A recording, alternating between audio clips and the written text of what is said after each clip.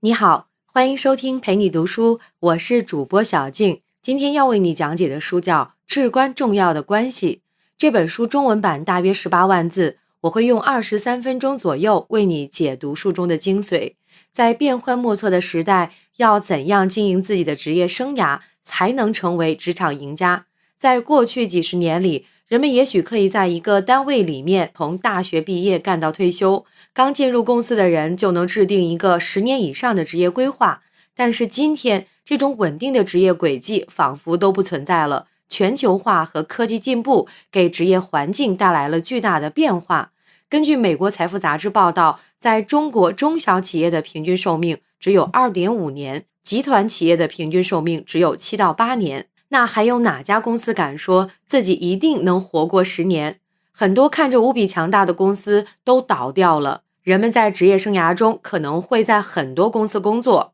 那该怎么样看待和规划自己的职业生涯呢？这本至关重要的关系教我们用企业家的眼光来看待自己，并且要经营好关键的职场关系，帮助我们更好地经营自己的职业生涯。本书的作者有2位，一位作者是里德·霍尔曼，他先后创立了2家顶尖的互联网公司，美国最大的电子支付公司 PayPal 和职场社交网络公司领英。他还是著名硅谷风险投资公司的合伙人，投资了数百家科技公司，投资案例包括 Facebook、Airbnb 等。另外的一个作者是本卡斯诺瓦，是一位优秀的企业家和作家。说完了本书概况和作者的情况，下面我来为你解读本书的3个重点，分别是怎样培养你的竞争优势，怎样制定职业生涯规划才能应对变化，以及怎样在职场上建立和维护人际关系。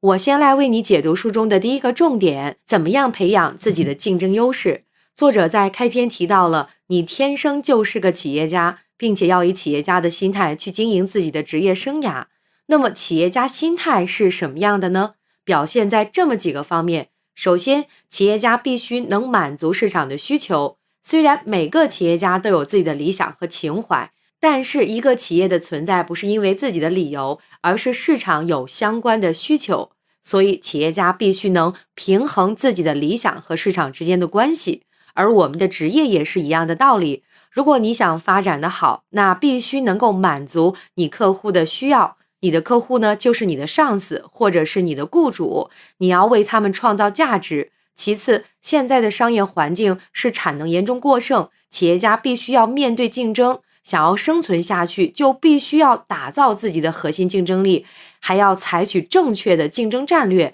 在人才市场的竞争也是异常激烈。你比如说，根据统计，2017年中国高校毕业生达到了749万，但针对毕业生的岗位却远远没有那么多，僧多粥少，就算是工作了很多年的人，自己也是可以被其他人取代的。最后，现在是一个网络协同的时代，社会分工越来越细，哪怕是最优秀的，也往往只有在有限的领域里最擅长。不擅长的方面要和别人合作，人们在职业道路上也不可能做到样样精通，也需要建立职场人际关系网络来互相帮助。所以，作者建议我们要用企业家的心态去经营自己的职业生涯。所以来说，在所有的商业策略里，培养自己的竞争优势是一切策略的基础，因为你得先回答一个问题：公司为什么要聘用你，而不是别人？那我们要怎样制定竞争策略呢？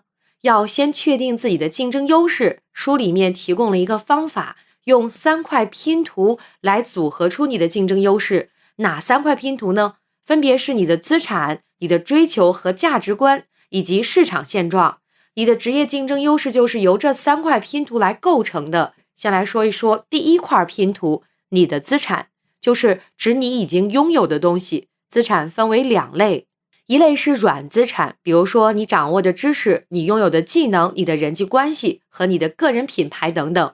虽然软资产不能直接兑换成金钱，但是在职业生涯中扮演极为重要的角色。还有一类是硬资产，就是那些你拥有的物质上的东西，比如说你的房产、你的银行存款等等，这些也很重要，千万别小看这些。你比如说当你可以不用去为了生计发愁，就可以在没有收入的情况下去学习一门新技能，或者加入一家眼前收入很低但是很有前景的创业公司。硬资产雄厚的人就有条件去选择这样的机会，相比较那些必须靠工资养家糊口的人，在这一点上就有竞争优势了。比如曾经担任阿里巴巴集团 CEO 蔡崇信先生，在加入初创期阿里巴巴的时候，可以放弃高薪的工作，每个月只拿500块钱的工资。做到这一点，除了需要眼光，还需要点经济实力。我们再来说第二块拼图，这第二块拼图就是你的追求和价值观。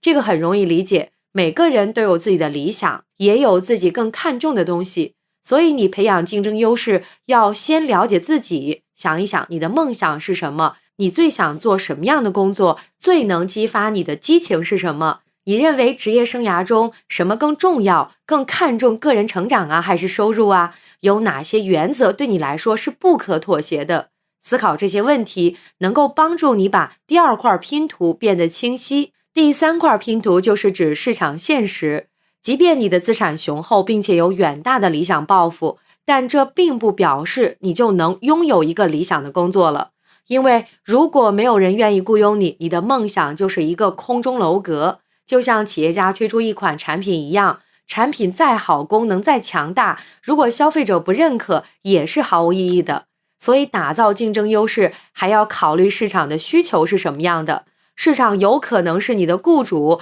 你的上司、你想进入的行业等等。想一想他们的需求是什么，未来的趋势是怎么样的，竞争状况是怎么样的，供需关系是怎么样的。只有能满足顾客需求了，另外2个拼图才有用武之地。但是忘了3块拼图分别是什么，接下来我们需要把这3块拼图拼接到一起，发挥出自己的竞争优势。你可以联系到你的市场现实，列出你的主要资产，然后再列出来你的追求和价值观，看看怎么样的组合才能让自己更有竞争优势呢？你比如说，你是一个音乐类 APP 的产品经理，虽然自己的技术水平不突出，而且从业经验也不够丰富，但是你自己在美国长大，精通英语，是一名音乐发烧友，而且对西方音乐了如指掌。例如，这些是你的3块拼图，你可以这样突出自己的竞争优势。相比其他音乐 APP 的产品经理，我更懂音乐，并且非常熟悉欧美音乐市场。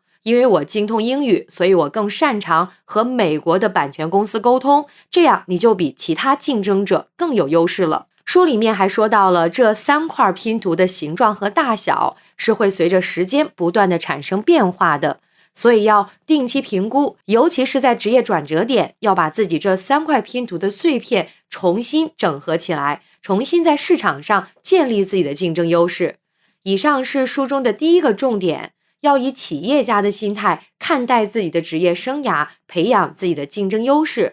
用3块拼图组合自己的职场竞争优势，这3块拼图分别是你的资产、你的追求和价值观，以及市场现实。不同阶段拼图的组合方式会发生变化，要及时调整自己的策略。接下来我们再来说说书中的第2个重点，怎样制定职业生涯计划才能够应付未来。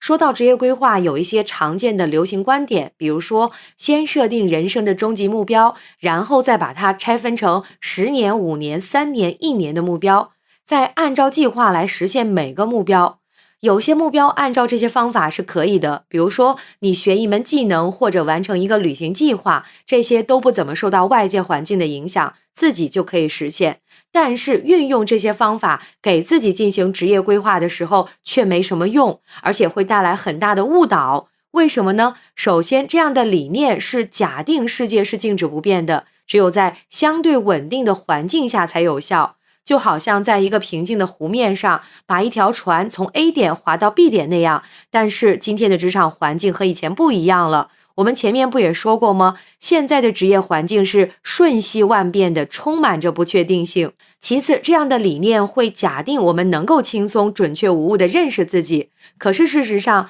我们每个人最不容易认识的就是自己了。对于我来说，我究竟喜欢做什么，我要去哪里，这些问题不是想一想就能明白的。可能需要人们花大量的时间去思考，而且在人的不同年龄阶段，这些问题的答案都在发生变化。最后，你可能的确非常热爱某些职业，但是并不表示一定会有人雇佣你，或者你所热爱的职业根本就没有市场需求。那没有需求，哪来的职业机会呢？所以，如果一个人都不能养活自己，也就没有办法在职业道路上走多远了。那我们应该怎么做呢？书中的建议是两者兼顾，追求理想也要考虑市场，制定长远的计划，要更随机应变。具体来说，作者提供了 A、B、Z 三种计划。A 计划那就是你现在的工作或者一开始就想从事的职业，目的是要将你的竞争优势发挥出来。那只要我们仔细观察，就会发现很多职业上获得成功的人，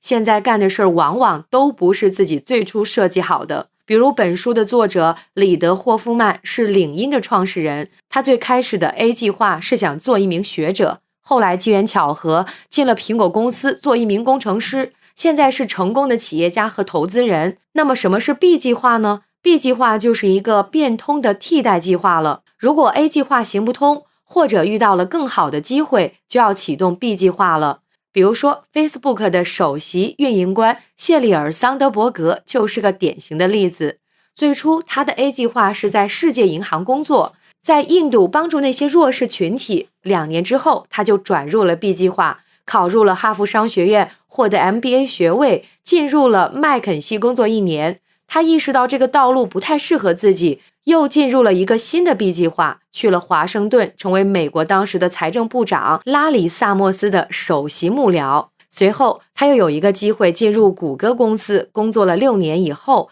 他又被马克·扎克伯格邀请到 Facebook 担任首席运营官。他的职业轨迹就颠覆了传统的职业规划理念。桑德伯格没有按照一个发展计划一条道走到黑，他一旦发现有更好的机会，便会深思熟虑，然后抓住新的机会，进入一个新的领域之后， B 计划就变成了新的 A 计划，保持在 A 计划和 B 计划之间不断的切换，才走到了今天。所以今天的职场环境里，不要一条道跑到黑，好好的工作也要抬头看路，时机到了就能及时调整方向。那应该往哪儿调整呢？书里面说要往不同的但是有关联的方向调整。你比如说，有些企业家可以转型做投资人，在一个领域积累久了，可以做咨询顾问等等。那么怎么向 B 计划调整呢？作者说，最好的调整方式还是从兼职开始。比如说，你一直想开家咖啡馆，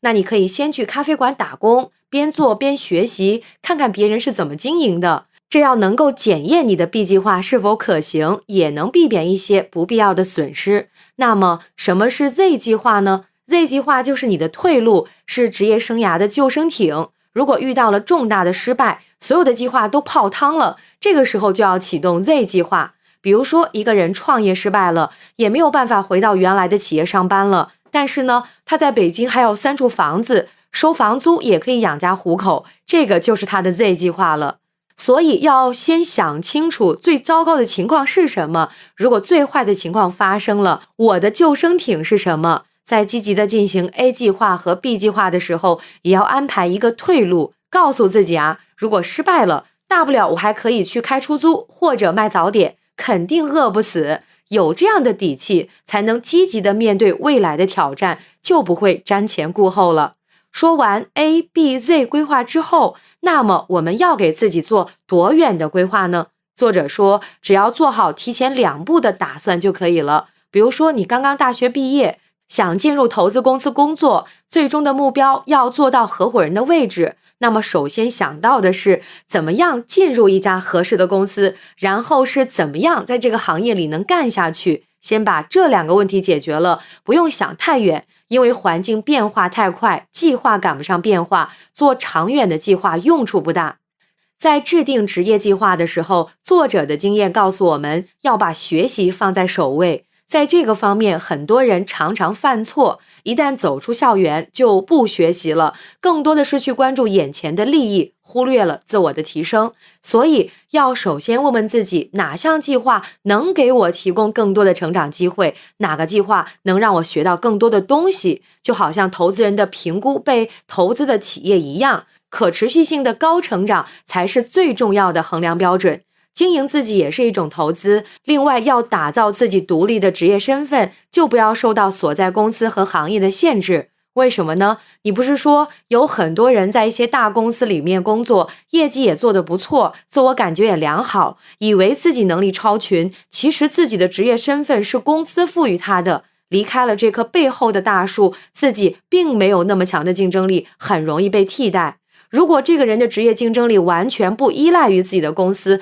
那么他就拥有了独立的职业身份。所以要注意积累自己独立的职业身份。比如说，一个工程师在社交网络上的个人简历，不要过多的强调自己是某某公司的工程师，而是要强调你作为工程师是本身拥有的技能，突出你的竞争优势和个人特色。也可以在网上发表一些个人的经验或者看法，比如说运营一个你的个人微信公众号，或者坚持写微博、写专栏等等，这样都有助于积累你的独立的个人品牌。人们都说大树底下好乘凉，大树能帮自己也能束缚自己。在职业生涯里，只有脱离了这些外在的束缚，才能完全主宰自己的职业命运。以上就是书中的第二个重点，怎样面对未来的变化。首先呢，你可以制定 A、B、Z 这3种计划，同时不用做太远的规划，提前想好2步就可以了。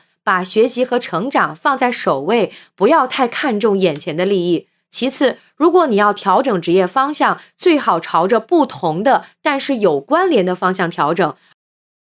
而且最好是以兼职的方式开始。最后呢，还要打造自己的独立职业身份，积累你的个人品牌，尽量不要受到公司和行业的限制。我们再来说说书中的第3个重点，怎么样在职场上建立和维护人际关系。我们都知道，在职场上人际关系非常重要，就算你很有能力，也有很好的策略，但是如果没有良好的人际关系，也很难获得成功。因为在这个时代，没有人能够靠单枪匹马就能做成伟大的事业，再厉害的独行侠最终也会输给团队。所以每个人都要重视人际关系，最佳的职场关系是有凝聚力的，也有着多样性。书中说到，我们的职场人际关系大体分为3种类型，分别是强连接、同盟和弱连接。强连接就是你经常打交道的和你最熟悉的人，比如说你的同事、你的家人。同盟关系呢，就是和你有共同利益点的那些人，比如说你的客户、供应商、事业合作伙伴等等。说到同盟关系，本书作者之一李德霍夫曼先生在他的另一本书《联盟》里面提出了关于打造职场联盟关系的观点，说企业要重视离职的员工，离职的员工更有积极的和服务过的企业建立同盟关系。因为在这个变幻莫测的时代里，人的一生往往会换很多份工作，甚至换不同的行业。那么每个人服务过的公司，以前合作过的同事，也可以构成我们职场人际关系中重要的成员。所以要重视自己的前同事关系，保持和他们的联系，主动和别人分享你的近况，告诉他们自己正在做什么。如果可以的话，最好能定期参加一些前同事的聚会，因为这些人曾经一起共过事，彼此比较了解，有一定的信任度，都是至关重要的人脉资源。弱连接就是那些彼此之间很友好，但是不常见面，还没有那么熟悉的人。比如说你在某一个场合认识的新朋友，你们彼此印象都不错，换了名片也加了微信，但是很少联系。前2种关系呢，都是我们相对比较熟悉的，几乎是和自己在同一个圈子里的。但是由于大家的朋友呢都比较类似，小圈子往往会限制自己，反而那些在你圈子之外的人能够开阔你的视野，能够带来新的机会。所以要走出自己的小圈子，去关注弱连接关系。那应该怎么样去维护弱连接关系呢？我们现在换位思考一下，别人为什么要和你交往呢？就是因为你能够给别人创造价值，直白点说，就是你对别人有用。因为职场的关系是建立在互助互惠的基础上，所以维护弱连接关系其实也很简单，就是能为别人着想，经常去主动帮助别人。你要做到这一点，就需要我们先去了解别人，去想想别人最关心的是什么，最近遇到了什么难题，他们的兴趣爱好是什么，想清楚这些，你就可以从小事上入手，经常给别人制造一些小惊喜了。比如说你在网上看到了对别人有价值的文章，可以随手转发给别人。比如你知道别人正在遇到一些难题，你也可以给他提供一些重要的建议或者有价值的反馈等等。除了这些，你还可以主动的让别人去了解你，告诉他们你可以为别人做什么。当别人有需要的时候呢，就会想到你，这样你就和别人产生了连接。另外，输出价值还有一个途径，就是要成为别人的桥梁，主动的帮助别人介绍关系。你不是说你有一个律师朋友，很想认识一些金融界的朋友，但是呢，他自己缺乏相关的人脉，可你恰巧有这些关系，可以帮到他，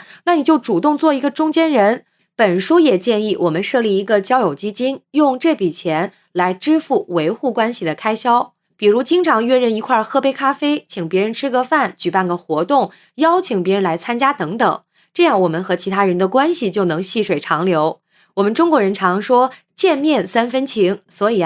为了加深彼此的关系，还是多见面吧。你可能会问了，我们每个人的时间和精力都是有限的，怎么维护这么多人际关系呢？书中提到了一个扩大我们社交圈的方法，就是通过扩展第二层关系、第三层关系的方式来扩大社交圈。第一层关系就是你直接认识的人，第二层关系就是你的朋友的朋友，第三层关系就是你朋友的朋友的朋友。如果你想扩展第二层和第三层的关系，最好的方式就是让你的朋友帮你引荐。你比如说，可以组织一场活动，让你的朋友带着自己的朋友一起来参加。不过呢，有一点要注意，千万别要了别人的电话就冷不丁的打过去，这样会很尴尬。如果你是因为有事相求而要去认识别人，最好先花一些时间做做功课。你比如说，先去了解一下这个人的需要，想想自己能够为他做些什么，至少先找到你们之间重要的共同利益点，剩下的事情就好办多了。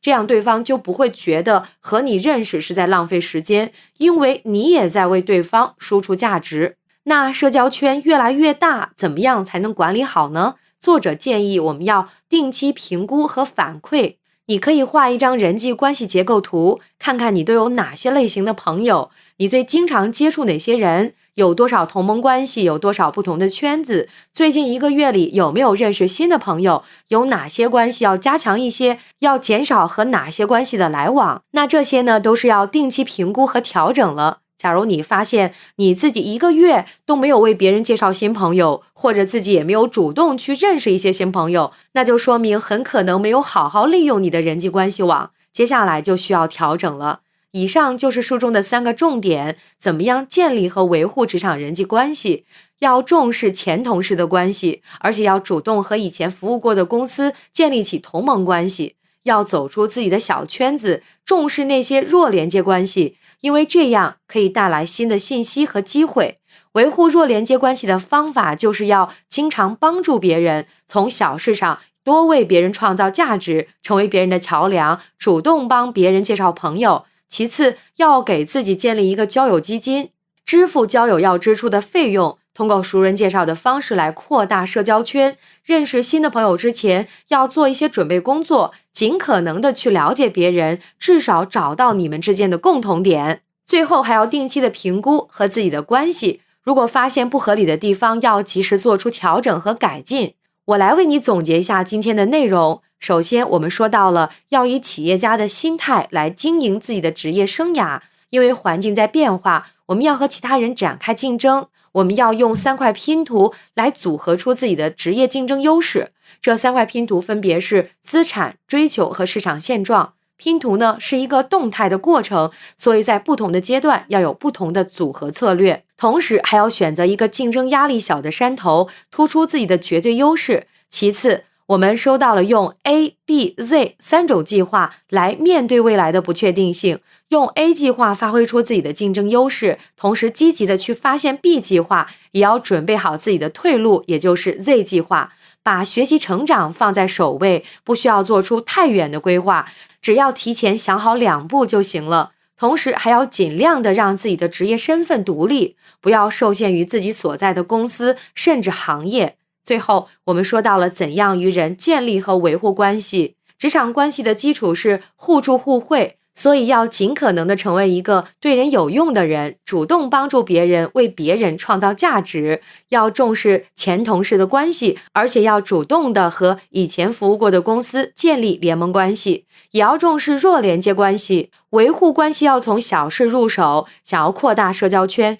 可以通过朋友介绍的方式来认识第2层和第3层的关系。别忘了先花点时间做点功课，找出别人的需求或者彼此的共同利益，有助于和他人建立关系。另外，还要定期的评估和反馈自己的关系。以上就是今天的全部内容，感谢关注，陪你读书，欢迎点赞分享，同时可以打开旁边的小铃铛，陪你读书的更新会第一时间提醒你。我是主播小静，我们下期再会。